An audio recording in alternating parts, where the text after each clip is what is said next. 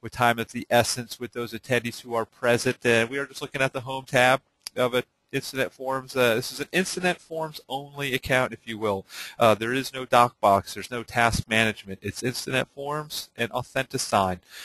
Those two features of our transaction management services. We're going to focus on transaction files. So I'm going to click here from the Home tab, if you will. I'm going to click on Transactions.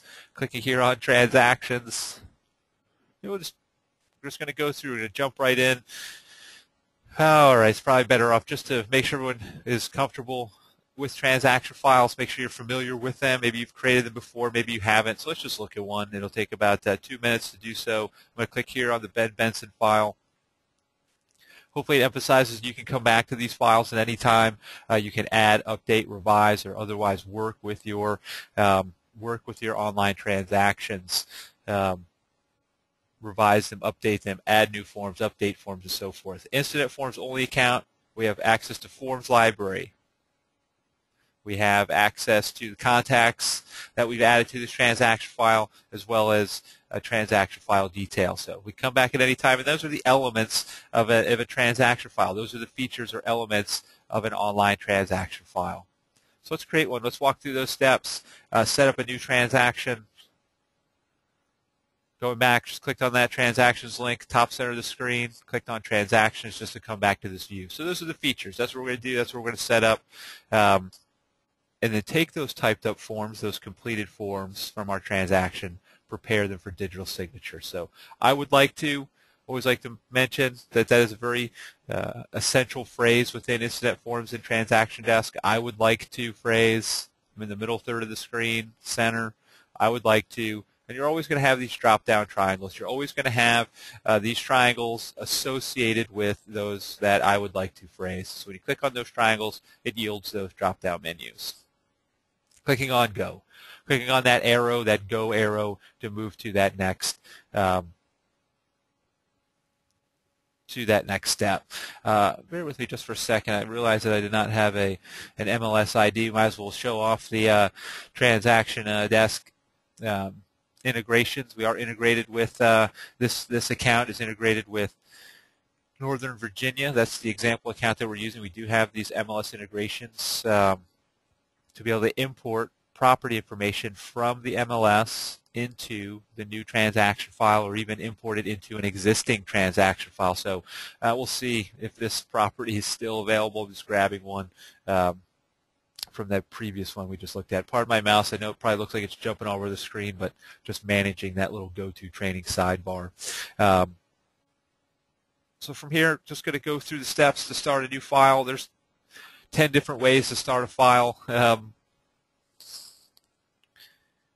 Maybe I'll show my favorite way, which is the fastest way, and maybe it'll incentivize you to take additional webinar sessions to create your own transaction templates so that you can quickly start files. Because the majority of this session, we really want to focus on Authentisign, but otherwise we want to type up this form packet first. So I'm just going to try to do that as quickly as I can. Choosing, maybe it's a new single-family listing prospect. Maybe I'm at phone duty. I have a phone duty call, a referral, some type of marketing piece. Got a new call. I'm creating a new file, that first substantive conversation. So maybe we'll go with our new prospect will be, let me go with Williams and Jackson, something like that. Man with 2 last names. And it's a new listing prospect. And again, I'm just naming my file, showing that this is free-form text. You can type whatever is going to be best for your name field here. It is updatable as you go through that file. I'm going to choose from my templates. We can either go directly to our transaction file by going through the overview, go right to that overview page, or we can walk through the steps of the wizard. And the wizard just walks us through those elements of adding forms and adding contacts and those features of our new file. So let's just do that. Let's just walk through the steps there, add any new information that we have, and we're going to designate ourselves here the listing agent. So I'm starting this new transaction file, populating it from a transaction template that I've set up to add some features immediately to my new file. Bottom right corner, starting this transaction.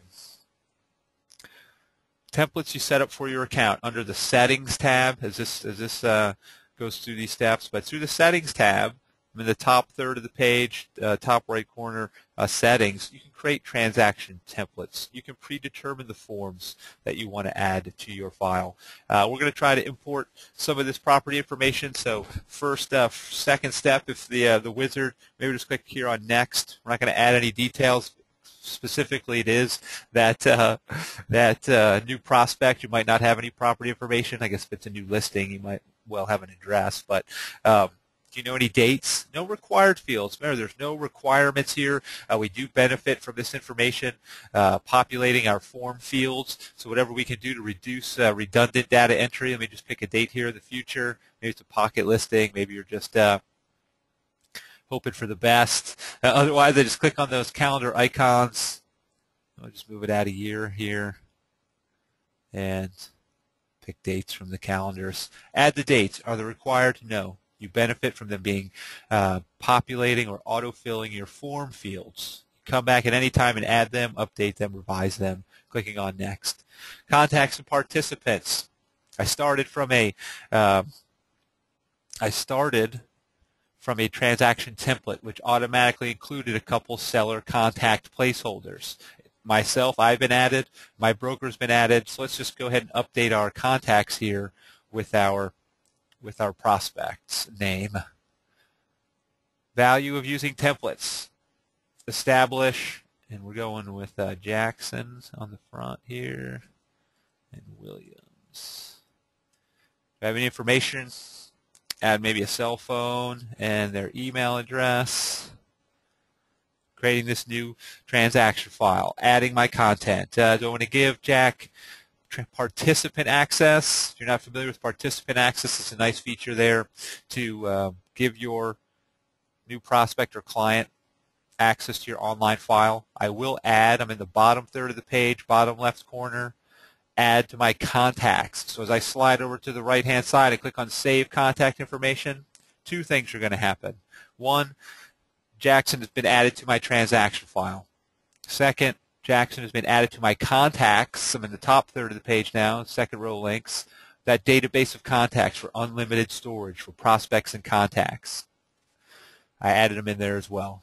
Is there a husband, wife, brother, sister, parent, child, seller contact to? Anybody that might be? Maybe it is, should it be Jill? I'm going there on a Monday. Jill Williams. There we go. Same thing for Jill. Any phone numbers or email addresses, any known contact information. Let's add it in. I'm adding some email addresses, and these email addresses become important for me as well because they are going to be brought over into my signing, and these are the email addresses that I'm going to use. Type them in once, and this data is going to travel between InstanetForms and Authentisign. I'm going to save that contact information. So I've added myself, my broker, my two sellers.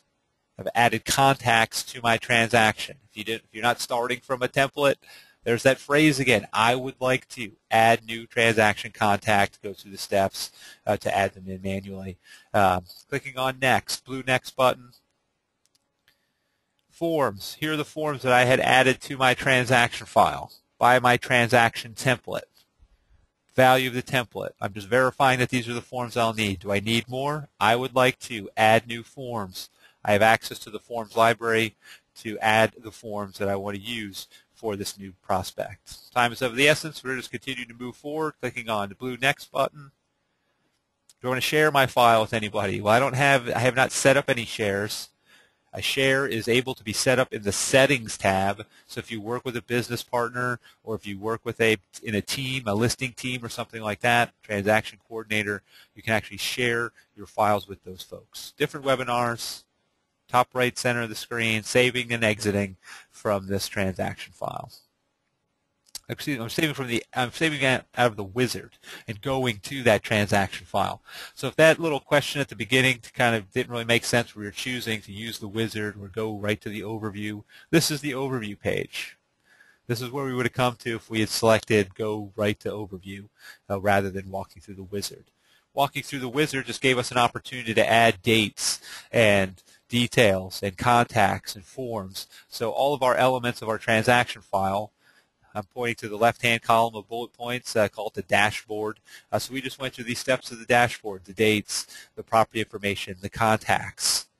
Look what's snuck in there now, Authentisign. We'll be going there in just another minute or two, but forms and sharing. So all the wizard did was walk us through those steps of or elements, if you will, of our transaction. So what I would like to do now, I'm going to try this MLS ID. I always like to point out these phrases in these drop-down menus.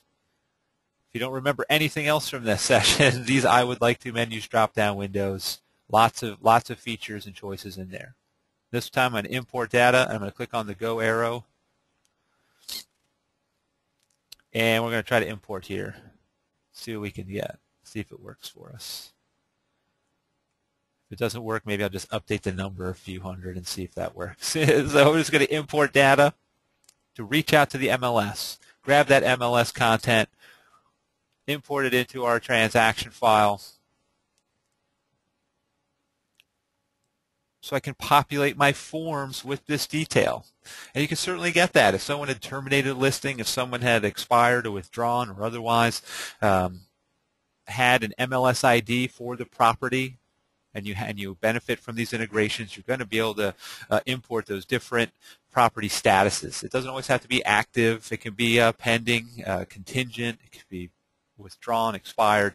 So you can get that content into your transaction file so that we can auto-populate our forms with this transaction file detail. So let's do that. Let's type up our forms now. We'll populate some detail. We'll type some detail. We'll otherwise type up the forms that we want to have signed by our new clients and prospects. So from the dashboard, I always use the dashboard on the left, bottom third of the page, left-hand side, InstanetForms from the dashboard.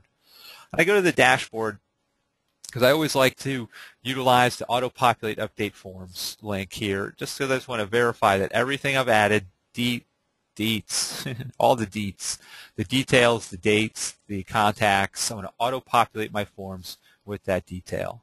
And that's the way that data travels in InstanetForms from the file to the forms. It's kind of a one way from the transaction details to the forms and contracts. So maybe the first thing that we need to get signed is the disclosure brokerage relationship. I'm in the top form there, disclosure broker relationship, clicking on that form name to launch that form in Forms Editor. Might as well just take a look at Forms Editor, and we'll type in a little bit so everyone's comfortable and feels good about typing up online forms. And then we're going to head over to Authentisign to prepare them for signatures. So maybe that's just the first thing you want to do is get this disclosure signed. It has to be signed before you can move forward with that client relationship. Column of forms here on the right-hand column. Nice opportunity to go from one form to the next. As I can type up the disclosure, I can go to the listing, complete that, go to the request for condominium disclosure. I can type up and go between those forms right from that column. Nice part about this column as well, that little red minus sign at the top left-hand side of that column. To shrink it against the right-hand side of the screen, kind of get it out of the way there a little bit. In this case, we're going to click on the all these are fillable fields. Just to verify, don't take anything for granted. All of these are fillable fields. All the light blue are fillable fields. Populated from our transaction file, got the name, we'll need to get that signature. Got the name, we'll need to get that signature. Let me add mine in here. Instanet. And if I did that a little fast, I apologize. I just clicked to activate that field. In this case, watch my mouse. I'm going to hit the tab, not my mouse, my cursor. Watch the cursor as I hit the tab key on the keyboard. It's going to take it over to that next fillable field. In this case, it's that print name, and I'm going to tab through. There's no buyers here, but I'm going to add the sales associate name there, and it was Franklin. Type to add that content into our fillable fields. Not sure I want to go through too much. I have a feeling you've already familiar with typing up online forms. You're most interested to see the integrations between InstanetForms and Authentisign. Just before we do, talk about editor just a little bit. All the fields are fillable. There are no restrictions from copying or pasting. I'm actually going to go to the next form now. Clicking on the plus sign now. I'm in the top third of the page, way right corner. Expand that window, clicking on the plus sign. Because I've typed up this form now. I'm ready to leave this form and go to the next form, maybe the listing agreement. And I'm doing this kind of on purpose to show you that when I go to leave the form, if I had not saved my changes, I will be prompted. I always like to point out that prompt. Anytime you try to leave a form without being at least acknowledging that you're not going to save, you'll be prompted to save your changes. Then we'll go to that next form. Do we really need to fill out the listing agreement right now? We certainly can. Again, just want to show content that's been populated from our transaction file to our form. One nice thing about transaction templates is that you can also create form templates. So you can actually pre-fill some content within your forms and contracts as well. You can go through and add in customary checkboxes. You can see where I've checked off clothes dryer and dishwasher and fireplace, confirming an admin fee. Whatever is customary content within your forms, you can pre-fill it. When you work with transaction templates, the opportunity to pre-fill your form content is there. Checkboxes, fields, so forth. So I definitely wanted to point that out as well. So you can kind of get an idea between auto-populating from transaction file specific details to pre-filling with very customary content. You can significantly reduce redundant data entry. You can increase efficiency and consistencies within your forms and contracts. From here, though, I'm going to exit from Form Editor. Exiting out of Form Editor, we've typed up our online forms. We're ready to meet with this client, or we're at least ready to now prepare these for signatures. Going back to the overview from the dashboard on the left, just want to make sure, kind of round it out. Happened pretty fast. We started a transaction file. We added our contacts. We uploaded some forms. We imported from the MLS. So we generated this file. We typed up our online forms. Now we want to just go over to Authentisigns. I'm in the dashboard, clicking on Authentisigns. Integrated, one platform, all this content will feed each other. Integrated content. Clicking on here to create a new signing. Creating a new one, be prompted to import this signing from my transaction file. So I want to give my signing the same name as my file. Probably not, so let's just do Williams Jackson, and we'll do the Jackson and Jill. So Jack and Jill. And it's the broker's disclosure. There's no point moving forward if we're not getting that signed, right? Disclosure, something to that. Again, free-form text. You name your signing, your unique signing event, whatever's going to help you identify it going forward, managing it, retaining it, and so forth. Always like to point out the plus sign here. You may never use it again, but might as well see it one time. It is, in terms of participant order, how the invitation is going to be delivered. That's what participant order. You have the choice to which by default, it's going to be in line. It's going to go one at a time. You're going to have a first signing participant. They will get the invitation. They will go through the process to authenticate and click to accept the digital and signature blocks. They will complete. The invitation will be delivered then to the second signing participant and go through the order of the signers. SimulSign will deliver that invitation to all participants simultaneously, so it's more of a shotgun approach. Only one person can sign at a time. So in the instances where you send out the SimulSign, there may be instances where one of your participants gets the signing is busy message, because if somebody is in there already and they're trying to access it, it will say that it's busy and they'll ask them to return at a later time. When the other person is done, then the signing becomes available again. So you can also set expiration dates for your signing event. If it needs to be signed by a particular day and time, you can set that particular day and time. Otherwise, those advanced options will stay collapsed in that little plus sign. And I'm going to click here on Next. Top right corner, clicking on the Next to go to the next step. Again, this step is to add participants to our signing. We are prompted with our transaction file details. So the contacts that we've added to our transaction file, are these folks going to be the signers? And yes, I believe they are. So Jackson, participant type, signer, yes. Jill, participant type, signer, yes. Bob, participant type. Does Bob have signature requirements? He will on the listing agreement, so we'll make it the signer. Reviewer is a signing type. CC only is a signing type.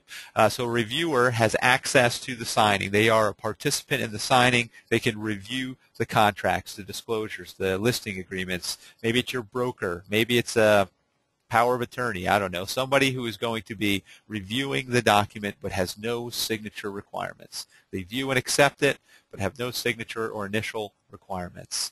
CC only, their only participation is they receive a final copy.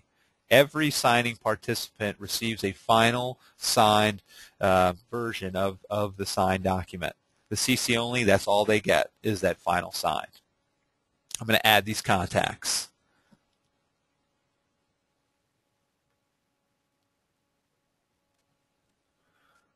If there are additional folks who are going to be participating in the signing who are not added yet, just click here, middle third of the screen, add new participant. By clicking on that big blue turning green button, I can add additional signing participants. Maybe it's that lender. We'll call him Johnny Lender. How about that? Johnny Lender.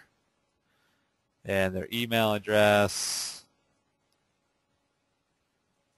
so that they can get the final copy. Or maybe it should be not the lender, but the title officer, or who's going to open title, something to that effect. But in this case, CC only. I just want them to immediately be delivered a copy of the final document, signed, ratified, executed document.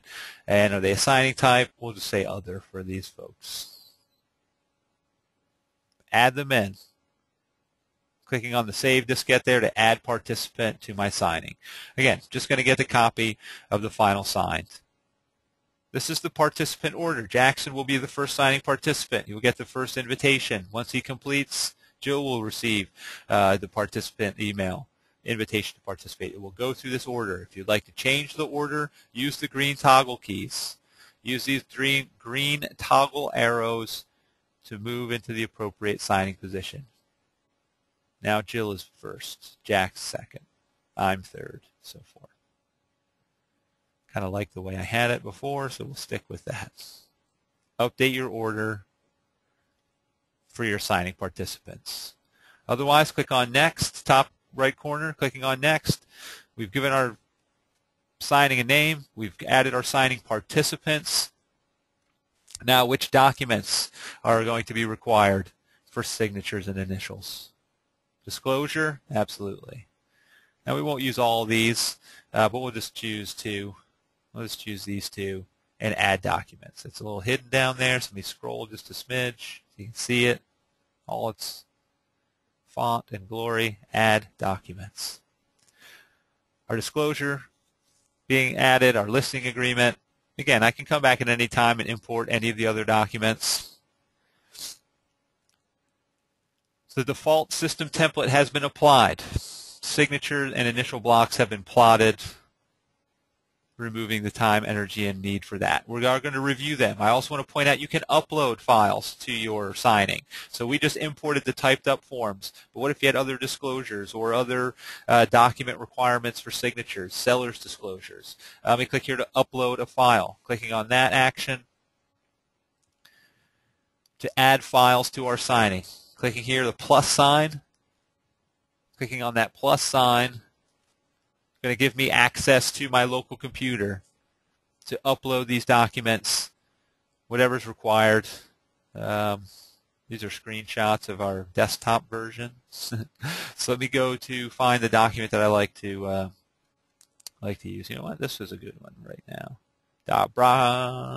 Double click on that one, add it to the list. PDF documents, Word documents, Excel spreadsheets, image files, JPEG, bitmap, GIF, all of these documents are supported by Authentisign. However, you have whatever type of format, you can upload it into Authentisign, clicking the little green check mark there, middle center of the screen, clicking on that upload, that green check mark. It's going to upload that document to my signing. So not only have I imported from my forms, my typed up forms, but I've also now added from a saved document. Potentially being rotated or landscaped. So there's always method to the madness, right? I wanted to point out there are some additional features here.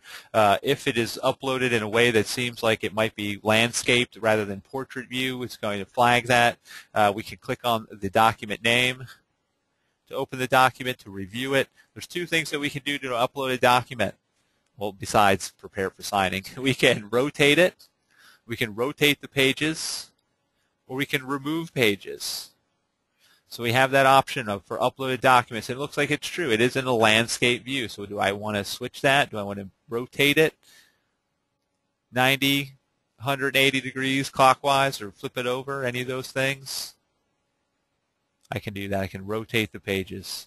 The other thing I can do is remove or delete pages. This is a 5-page document. Maybe I only need signature requirements on pages 2 through 4.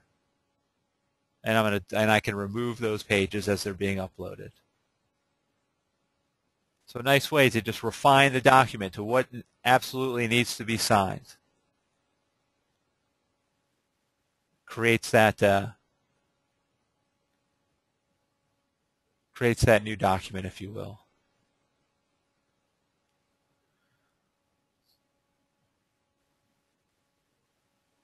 All right, I'm going to click here on the close the window, so you can let's just show the rotate, I guess, while I'm here. Page 2, let's rotate page 2, 90 degrees, rotate the page. Saying that if there was any initial blocks or signature blocks already on that page, they would be reset. So it's okay with that. We haven't added any of those features to our page yet, so we don't have anything to worry about. But now it's been rotated. Rotate or remove pages that you don't need within the online documents. Close the window. So you're kind of preparing it. Now that document is ready to go. I've removed the pages I didn't need. I rotated the page that was landscaped. Upload your documents. Import from forms. Send in emails. Otherwise, click Next. Top corner, clicking on Next.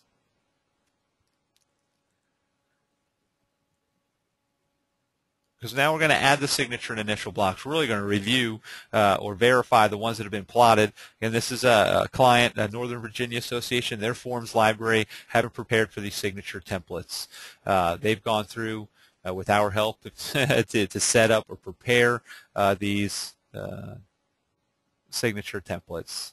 I'm going to left-hand column are the thumbnails of the pages, the document pages that have been uploaded to this signing. Thumbnails, and we will go through each thumbnail. A future enhancement that you'll see will be making this more of a scrollable page to page, but right now we do go through the thumbnails. Top left-hand side navigation. I like the fit width. If you click there, to kind of get rid of those margins on the left and right.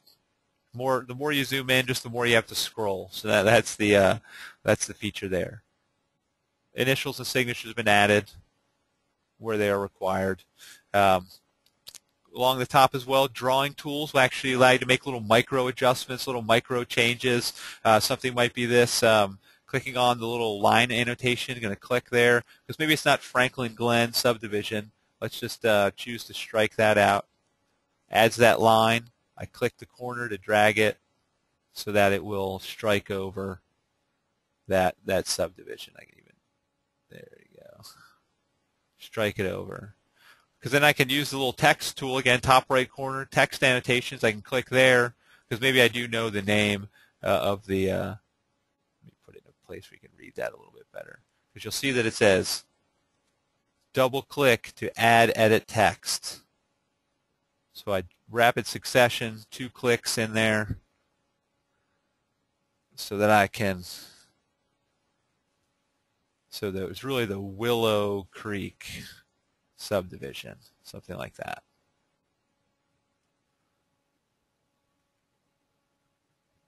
And then I can move it into the appropriate location.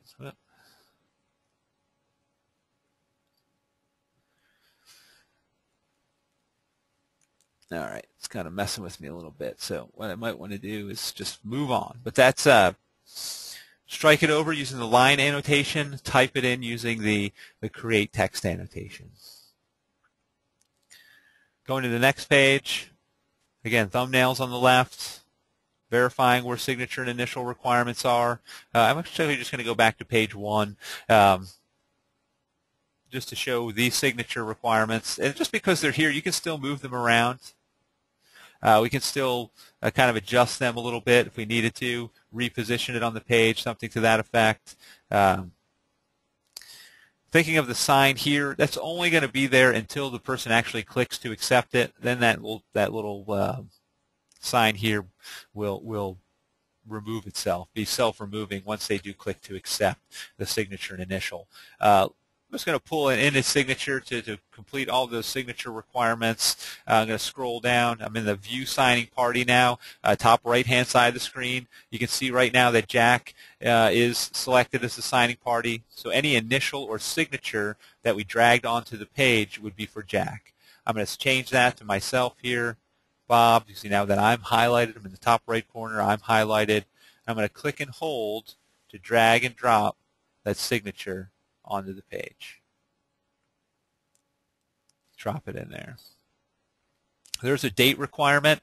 So we're, at least for the printed page, all of the signature blocks always capture time, date, IP address, things like that. If we want to have that visual, that date there on the printed page, if you will, I'm going to select the signature block. And I know that it's selected because the little squares are around the perimeter. It tells me that this block is selected.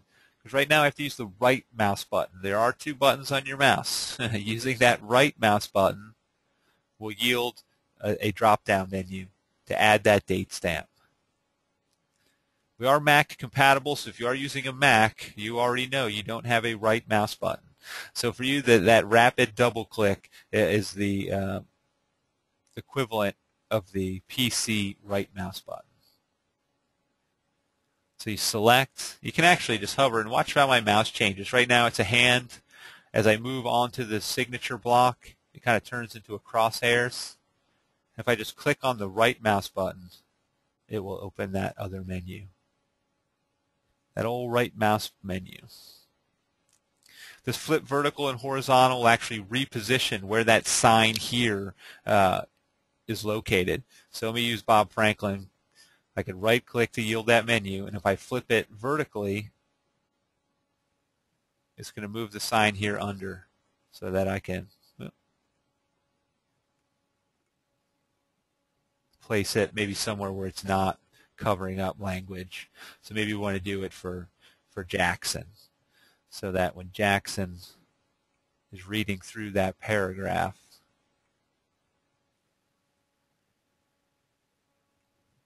that sign here. You can see it is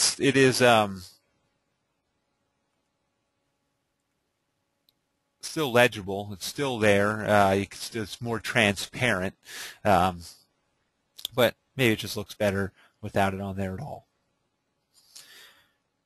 So plot your initial and signatures. Looking on the right-hand column, we have signatures, optional signatures, which will actually give the participant the option to accept or decline adding that block to their page. Same thing with initials and optional initials.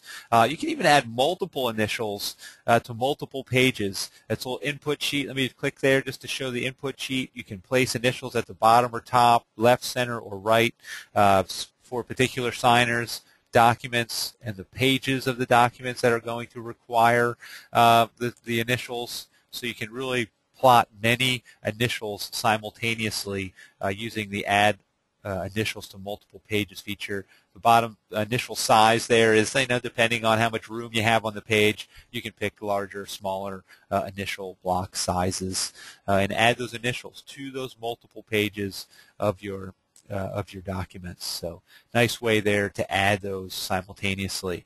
But again, we benefited from that. I'm going to scroll down the thumbnails here a little bit. Otherwise, just getting ready now to move forward through the demonstration. We're completing the preparation phase here of our forms. It's going to look to see if there's another page with any signature requirements. There they are. So looks like there might be one for broker sales manager. Maybe it's a good place to drag and drop mine in again there, to click and hold, to drag and drop. So then right click to add the date stamp.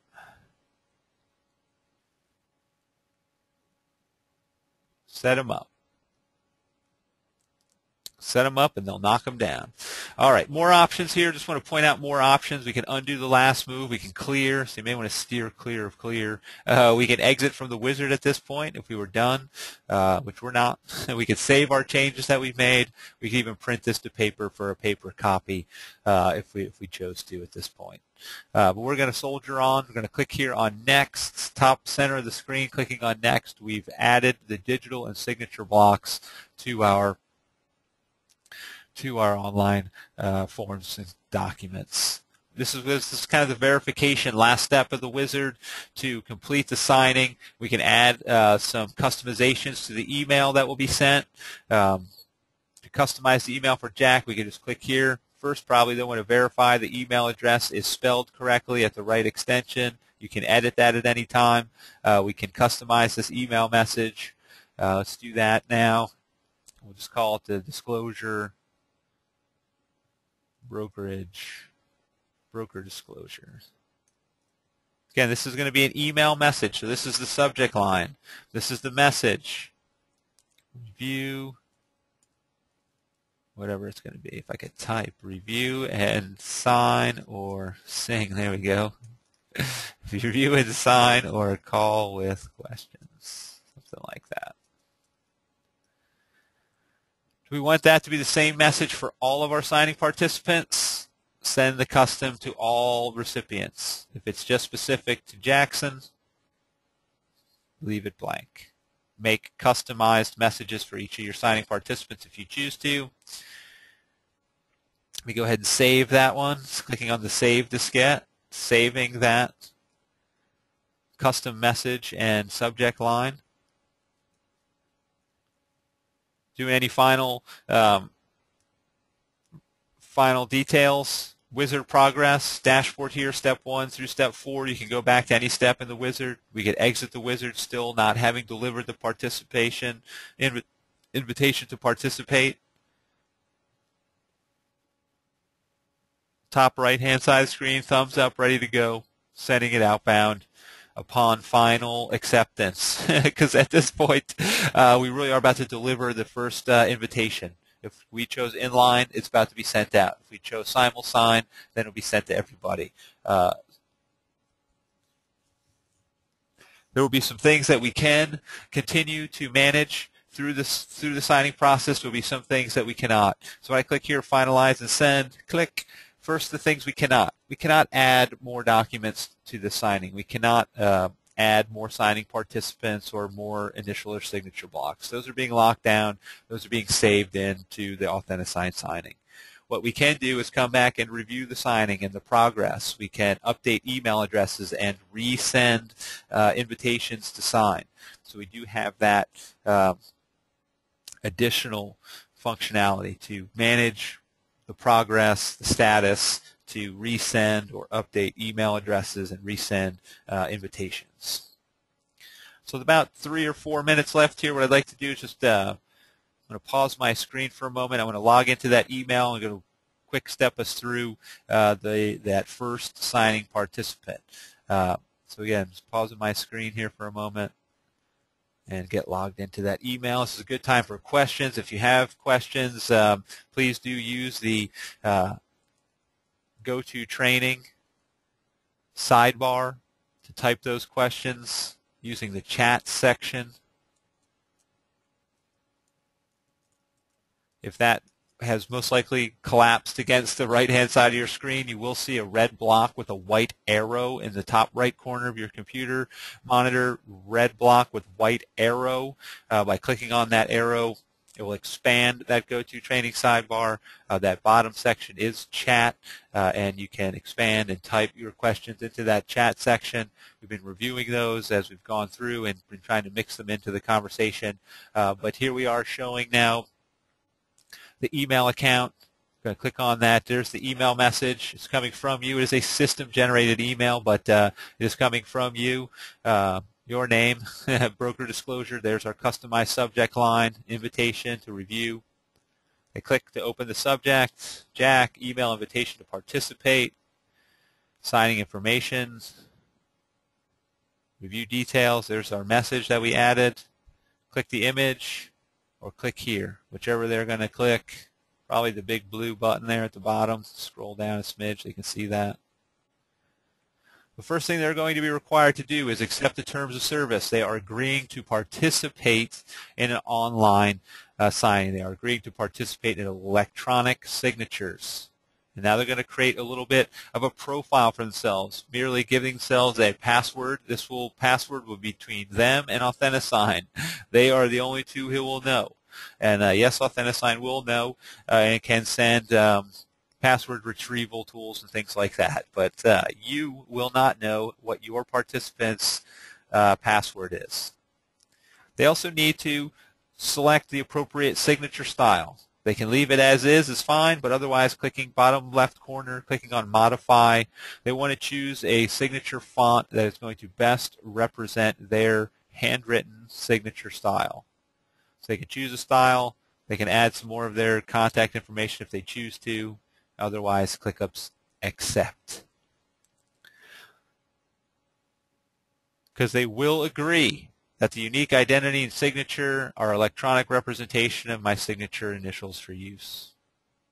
And they're going to confirm and accept. This is the first step. It's called the authentication. They are authenticating. They are agreeing to participate in digital signatures. They are understanding that it is legal and binding, and the contract is set forth as such. So that is something they are agreeing to, and then setting up that profile, password, and email signature. Authentisign will remember those two features. It will remember the password and font style that they choose, and will prompt them with that each time they participate in a signing event. So again, similar view, thumbnails on the left, navigation tools. Again, I like the fit widths just to remove those. Click the Start Signing button to locate and highlight the first signing block. Big red letters, top of the screen, Start Signing, big red, top right corner, Start Signing. Because Authentisign is going to walk this signing participant through the blocks. They click on the signing blocks to add their signatures and initials to the page. So all they do is click to accept. Click to accept. It's going to keep the countdown meter at the top, 11 items remaining to be clicked, and it will take us to that next signing block. Now the participant has the opportunity at any time to stop, reject, exit, cancel, go back to the previous. So we're going to see plenty of opportunities to stay and review. So if it feels like, wow, I'm being taken through, I'm not even really getting a chance to read the contract, they certainly can. Scroll up the page, scroll down the page, make sure they read, understand, and then click to accept. Otherwise, if they just go through and click to accept, then they can stay and review once they've completed. So let me just kind of check through here. We've got six remaining. 5, 4, 3, 2. Signature. And when they click on the signature block, it automatically adds the date stamp to it. Last one. Last signature, 0 items remaining. But you'll see that it doesn't take them, it doesn't end it, it doesn't do anything but give them an option here to go back to every page. Clicking on the thumbnail to go page up. They can read through the entire contract, making sure that they understand what they just signed. They can reject still at any time. Even when they go to click done and accept all, it's going to give them the opportunity to stay and review. So they're going to have opportunities to continue to reread the contract at their convenience before they click to complete the signing. Once they click on complete, their portion is done. In this instance, that second signing invitation will be delivered to the second signing participant. We have access as the creator of the signing. You're getting notified each phase, or if you will, each step of this signing. You're going to get confirmation emails that took place. You're going to be continually updated with those updates, with those email notifications. So back to this landing page here, that participant can come back at any time using their username, which is their email address, and the password that they've created for their account to see the status and kind of follow along with that signing as well. Tabbing back to our signing, just to show real quickly, I think we're right at that. Maybe we're even creeping past. Oh yeah, we're creeping past now. Just wanted to show some signing revisions. As you go through, you can see now authenticated and signed. They completed their action. We've got some different signing documents now. Clicking on the disclosure. Just want to show you some of the signature blocks. If you've never seen one before, they're very robust little blocks that capture the time and the date. They capture the IP address and all of that content within the signature, electronic signature. So no question that these are best served to stay electronically. You can save these as PDF documents. You can deliver the electronic document outbound by email and so forth. These little keys tell you when, time, date, IP address, date stamp, when they clicked on that initial or signature. So as you go through, it'll compile each of the signatures, then you have one final ratified signed document. Everyone who participated in the signing will receive a copy of that. So with that said, and wanting to just be very mindful and already past a few minutes here of everybody's time, appreciative of the opportunity to present a few features you may be interested in going forward. All of our recorded content can be found on youtube.com/Instanet webinars. Anything from a 1 to 5 minute how do I video, a little overview tutorial, all the way to a 45 or 60 minute full session overview. So plenty of online content for Authentisign and Forms and our other services like DocBox and Tasks and print drivers and so forth. So ton of recorded content there. If you're thinking about it and this was enough to get you moving forward, both sales and support are at the same number, just different extensions, 800-668-8768 for upgrade sales or support. If you're kind of like more of an issue, something's not working correctly, then you can contact them as well. If it's a how do I question, how do I upload a document to my signing, how do I import from my MLS, those features are on our websites and for training. If it's a why isn't that pop-up working on my computer, maybe that's more of a technical support. Either way you look at it. If you have follow-up questions, webinars at Instanet Solutions is a good spot for that. Webinars at InstanetSolutions.com will respond timely and appropriately to the question asked. Finally, if you'd like to schedule a webinar specifically for yourself, your team, your office, they're free. They can be tailored to the time that you have available and the content that you specifically want to cover, and they're more interactive where we can talk to each other and we can discuss implementation strategies to make sure you're getting the highest and best use of your accounts. So with that said, again, thank you very much for the opportunity to present. I do hope this webinar was a benefit to you, and until we webinar again, I hope you have a tremendous, tremendous day.